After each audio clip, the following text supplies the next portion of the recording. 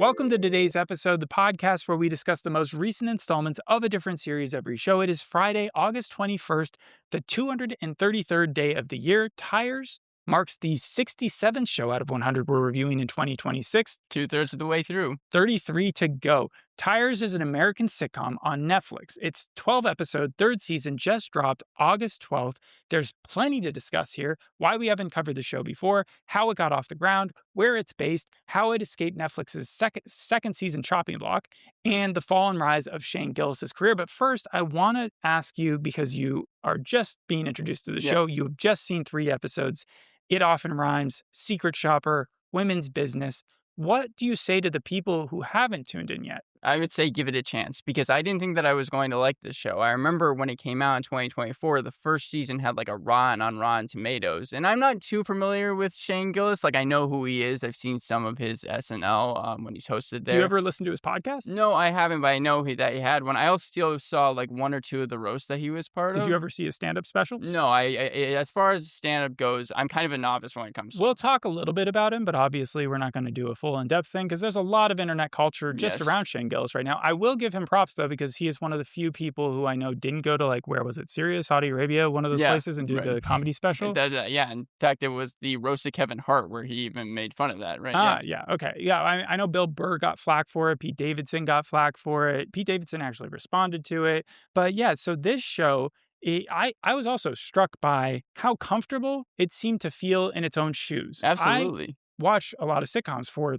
the podcast, and you get like Malcolm in the Middle, Not Suitable for Work, DMV, My Two Cents, Animal Patrol, St. Dennis. Not all those are bad. In fact, many of them, like My Two Cents, very good. Yeah. But they all nowadays feel like they suffer from ADHD.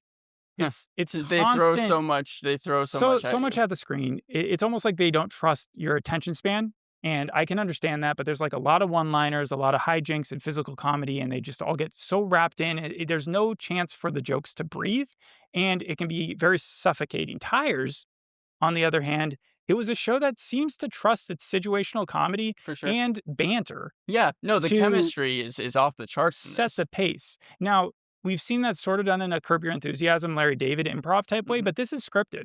And you can tell it's also scripted. Like, the jokes do land like an extra bit funnier because they've had time to think them over. I think kind of what you're talking about is there's a sense of authenticity to this. And what I mean by that is that imagine a mockumentary if you were to get rid of the side interview. And I think that really helps with this show because, again, it's a lot of handheld shots. It makes you feel like you're actually there. And I think the small set kind of helps with that. So you really get to know all the characters. So let's bring it back a little bit. Why didn't we cover Tires earlier in its when it first came out? I'm assuming because, again, it got bad reviews. Well, maybe? we didn't make a conscious decision of it. It's not like either of us turned to each other and was like, I really hate this show. No, it was nothing like that. It was more like there was just so many shows coming out at that time in 2024.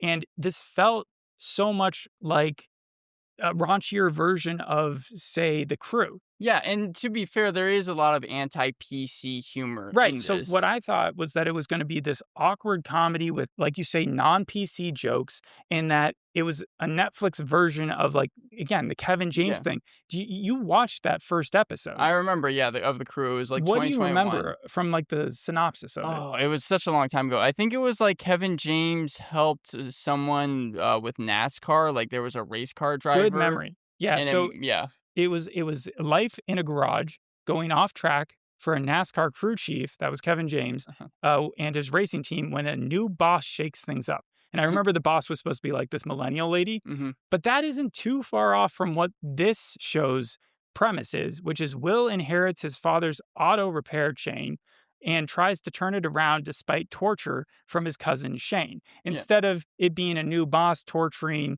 Kevin James with her new ways of, like, dealing with management and stuff, instead it's his cousin, but they're both taking place in garages. They're both workplace comedies. Thomas Haden Church, correct me if I'm wrong, but I feel like he's taking the Danny DeVito role, where he wasn't in the show at first, right? Hey, you're jumping to comparisons real quick, but that absolutely is what happened. In the second season, they brought him aboard, one of the few people outside of Shane Gillis that has, like, a notable name. Right. Like, up until then, it was just a lot of stand-up comedians. Almost everybody on the show has just interacted with themselves. And, like, if you go to their IMDb page, it's not a lot besides just this show. I didn't know anyone except for Stavros Halkias. Ever since Come Town, I mean, I've been a big fan of him. I think him, Nick Mullen, and Adam Friedland are all funny. However, I'd say that Stavros at this point probably has the biggest career, even despite the Adam Friedland show. What was the other thing he's been in?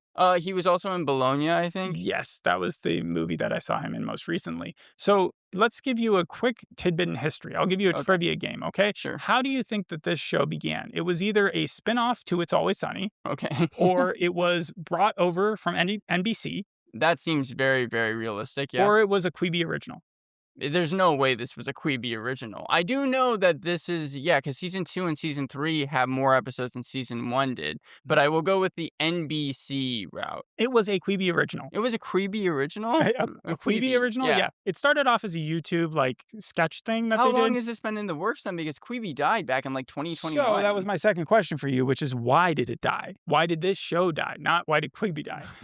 It was either Shane Gillis got SNL, Okay. Shane Gillis got canceled, or Shane Gillis foot fungus. Okay, well, the Shane Gillis guy, I remember he got hired for SNL. I think it was back in 2018, 2019. And then he got canceled a week after that. I have no idea about the foot fungus. So even though I think that's the right answer, I'll just go with Shane Gillis being canceled. Yes, that was the reason. So Quibi didn't want to cancel the full show, but it said you're going to have to recast. And the rest of the crew was like, no, because Steve Gerben, Will, in the show, the main character, it's based on his life in a weird way. So it's not exactly, but his family owned a car shop business, and he'd been writing the script during college when he went back to college. And he teamed up with John McKeever, who directs every single episode. Yeah, and is also one of the creators. He's only one word. It's McKeever. I was wondering if he's McGee's brother or something. He's not. But McKeever, he is the one who introduced, I think, Gerben to Gillis. And then the three of them just got along so well that they wanted to make this show. They started doing it on YouTube, made the short, then Quibi picked it up. Shane gets SNL, but he still wants to be in the show. Then he gets canceled, and then Quibi says, we're going to try to get rid of him, and then he killed Quibi instead. So that's how that happened. Who got the last laugh? Shane Gillis, he does play kind of a fictionalized version of himself. However, here he's Shane Flanagan. So the guy who played Thomas Church, Thomas Haden Church, that is his dad in the show, Phil. And Phil is the name of his dad in real life. So they kept the names close. And Kyla's name in real life is also Kyla. I think they changed Cal and Chris, Chris is his real name. And obviously Steve is Will. So it's It's Always Sunny in the fact that some people kept their names and some people didn't. Or The Office, where Oscar kept his name. So they had the Quibi show die. And then Shane, after he got canceled from SNL, said, I want to self-fund this project. And so he did. And so that's why the first season is so short, and why it's got a lower budget, is that he basically paid for it himself, and they filmed it in a real garage. They film every season, I think, in a real garage in Pennsylvania, and then they sold it to Netflix. Netflix picked it up, and then Shane's career has been on the rise, and so the show has been a subtle hit, I think. And so over the courses of the last 2 seasons, I think the content has gotten legitimately better, and a lot of that has to do with the writing growing into itself, but also the fact that it's gotten a bigger budget. But that's just wild. YouTube to Quibi to Netflix. And so let's talk about Pennsylvania for a second. Sure. Westchester, I think, is where it takes place specifically. Yeah, but you've got The Pit, you've got It's Always Sunny, you've got Task, you've got Mayor of Kingston. Deli Boys. And Deli Boys got canceled. But yeah, and then Tires now. Since taking office, Governor Josh Shapiro has been focused on state economic development. In 2026 to 2027 proposed budget, he called for $100 million to be given to the film production tax credit program, which included the awarding $34 million through the tax credit to produce season 3 of Tires, as well as season 5 of Mayor of Kingston. Now, I think most of that money probably went towards Mayor of Kingstown because there's a bigger cast and it's got more stuff going on. But combined, the 2 productions are expected to inject more than $131 million into the economy in direct expenditures, creating and supporting nearly 3,500 Pennsylvanian jobs. It's Pennsylvania, Atlanta, Georgia, North Carolina. I would even maybe kind of throw Arizona in there, even though that's a little bit out there. But I think that it's those places that are kind of almost replacing New York and California at this So point. for a show that both of us sort of assumed was just going to be like against the grain, raunchy, the crew, Yeah, it really does have kind of a rich history. Preamble over. Let's talk about these episodes. So at the heart of the series, I think we can both agree that everybody on the cast, despite how cynical or as much as they joke around and stuff, they do want this business to succeed. definitely. So Yeah. Will, Phil, and even Shane. I think Shane, begrudgingly, because of his estranged dad or whatever, he doesn't want to lose his job. It's mostly shown through Will and Phil, though. Yes, Will has this idea in the first episode, it often rhymes, to make a commercial. So I thought it was going to be a full like Detroiters thing where they were going to go Yeah. and make this goofy commercial. Hire But actors and all that instead, stuff. Phil's like, absolutely not. You need to fire the worst employee and or worst branch manager right But now. what's the problem with that? Mike Wire, who he has to fire, is very cool, and Yes. he doesn't want to do it. Well, he's very cool. He's also just gotten a divorce. He has to bring his kid to work. He's got a very sad story. He's hurt his leg and he's decided not to sue the company. Tried to make it the worst possible thing. Yeah, and it makes it impossible for Will to actually fire him, even though Will knows that he's not going to be able to make this commercial that he so wants. And so what does he end up doing by the end of the episode? But he goes to Mike and he tells him to get it together. He and chews him starts out. yelling at him. Yeah, Right. but he doesn't end up firing him. And we even see Shane somewhat trying to help Will by the very end of the episode, being like, "You did the right thing," even though he didn't. Is fire that what he him. said? I don't even Yeah. remember. I just remember. So he tags along with Will, and then as soon as because he wants to see this play out, Yeah. he's like, "This was one of your dad's best friends. Are you seriously going to fire him? If so, let me take a One courtside of the seat." things about Shane is that he always knows that Will's is put in these like impossible situation, and he has popcorn and he's eating it. He always wants to see what happens. Is that a comment about his weight? Because I'm sure that's the way he would take it in the show. In the first 3 episodes, Someone single does call him time- fatty, Yeah. right? Like Yeah, that's in the how they second end. episode. Yeah. Yeah. No, you were saying. In the first 3 episodes, Will continually is put in embarrassing situations, and Shane always just has his like dumb, like, "Oh my god, I can't believe this is happening," if he's taking joy in it. That is the reason why I think of him as like an evil Jim. You know, when Jim would mess with Dwight, if that's all this series was, even in the first episode, first scene, the flashback to 2021, Where he acted like he hurt his that's hand. like a worse version of like the Jello prank or like just, yeah. Point is, he's a little bit of a character. And so at the end, when Will shows a little bit of heart and says, "I'm not firing Mike, we're going to work this out. We're going to replace his equipment and see if we can get this branch running a little better." It does show that the heart of the series is there. Right. Like it's not just, and it's not like so sappy either. And as nerdy as we've seen Will, it does show that he has a little bit of a backbone. He went straight against Phil. Phil is very angry about the fact that he didn't do it, and that's why he rejects any of his marketing ideas. This is a show where you get like 2 steps forward with a character and then they'll fall back like 5 Right. steps because like Will by the 3rd episode, I feel like does some pretty dumb stuff.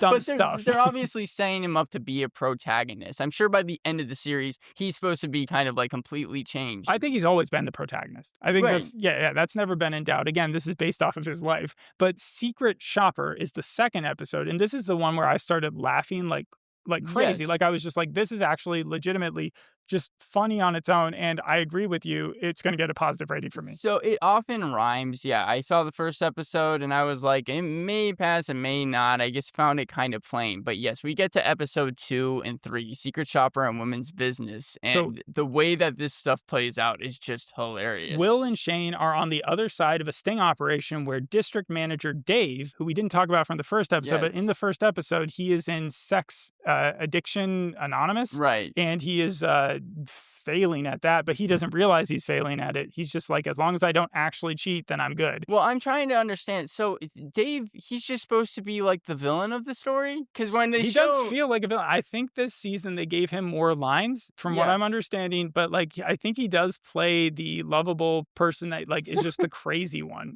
But yeah, so he's turns into like a complete perverted pimp in this episode by sending in an Instagram model / actress named Holly. It's an actress that's playing as a secret shopper to Test Valley Forge stores where managers keep offering her unauthorized discounts. Unlike in the first episode where I understood like you fire a bad employee and you will probably make some money from that. You're trimming your losses.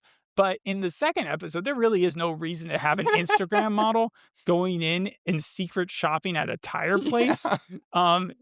especially when you're doing it to your other co-owners. So the whole episode feels like it's just trying to entrap Will into getting him to give her a huge discount because she's flirting with him. I did really like how Dave, he just had this vendetta against Will. So He get angrier and angrier and he's angrier. feeding Holly lines to say to him. He's like, "Hey, are you acting ugly in there?" He's just being a complete dick. And I thought that, I was like, yes, this is very, very funny. The thing is that Shane, he's able to pick up on a lot of the cues. He's realizing what's happening more and more, even before he gets a call from someone. I think Kyla too. Kyla's like, there's a sting operation going on outside. Is it the FBI? She calls because she sees the van and a food get delivered to the van. And I like how she calls the police. This is a lot of blue comedy. Yeah. Like where they are not afraid to say certain things. She's just like, there's rape going on. Yeah, and, no, just they get here as soon as possible. And so you end up with one of the funniest endings.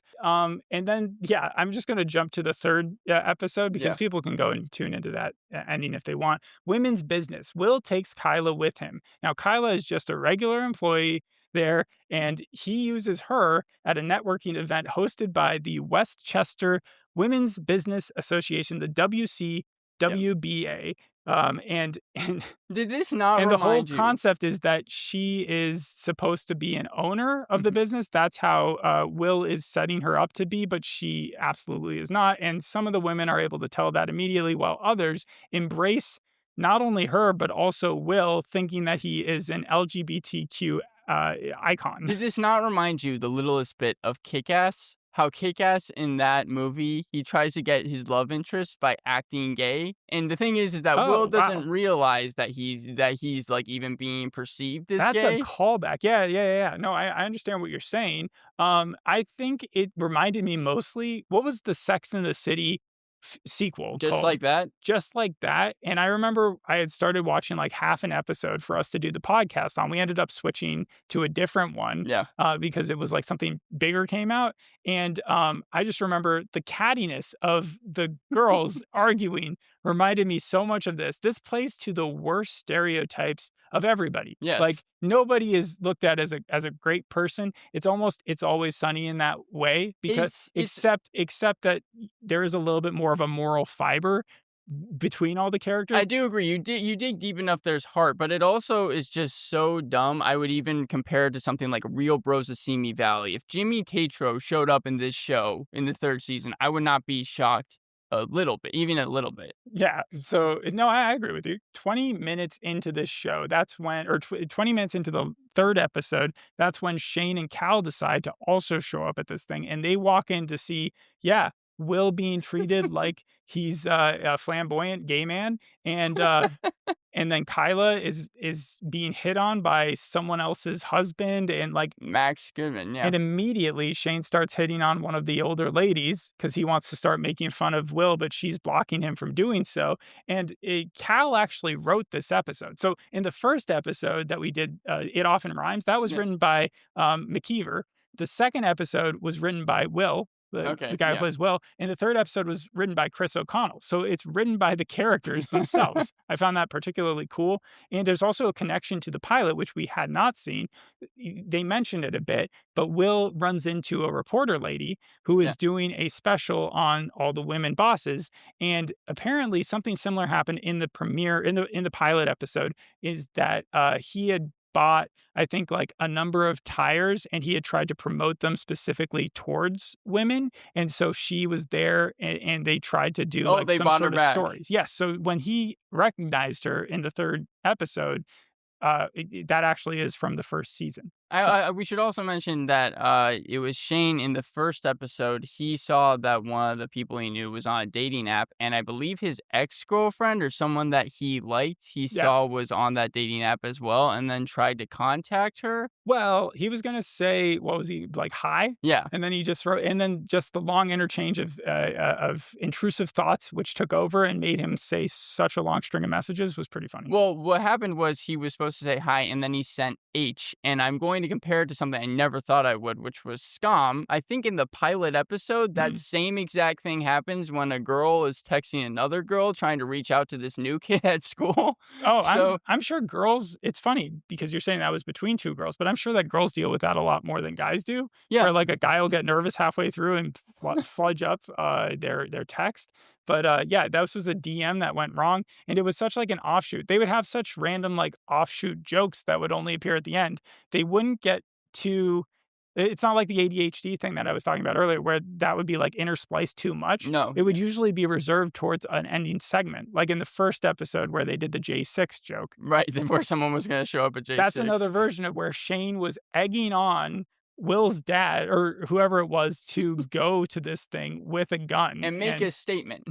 yeah, That's what he said. and then when he's offered a chance to go, he's like, "No, that's gay." So, I mean, overall, who was your favorite character? I would probably say that Shane was, but I think that all of them, despite the fact that they're unlikable, are rootable. Like Will, I do want to see him succeed. You know, I think that even Phil, as Thomas So you're Haden rooting for Church, these did a characters, good of course. job. Yeah. Thomas Haden Church. What can you say about Thomas Haden Church? I mean, I know that he was in Sideways and Spider-Man No So, Way Home. do you know what he did for his audition in Sideways? I think it's a famous story, but I don't know. He No. stripped down naked for his audition. He also broke his knuckles punching a real concrete wall in the first take in Spider-Man 3. I did not know that. So, like, I don't know if they had to take time off or whatever, but just imagine, he thought he was built of sand. He actually thought. Shane Gillis and Stavros Halkias, if you go to their Yes. Wikipedia pages, Right. they list their genres of comedy and stuff.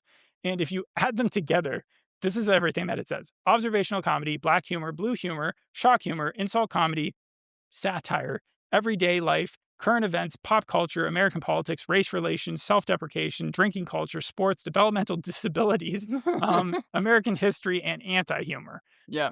That's a lot. And it does feel like a good number of those get into this show. For sure, definitely. Any other comparisons that you want to make? Yes, shifting gears. I think that obviously it was a comedy centered around fixing cars. I think shifting gears is a lot more wholesome than this was, but again, you kind of have similar main characters. I mean, Thomas Haden Church and Tim Allen yeah.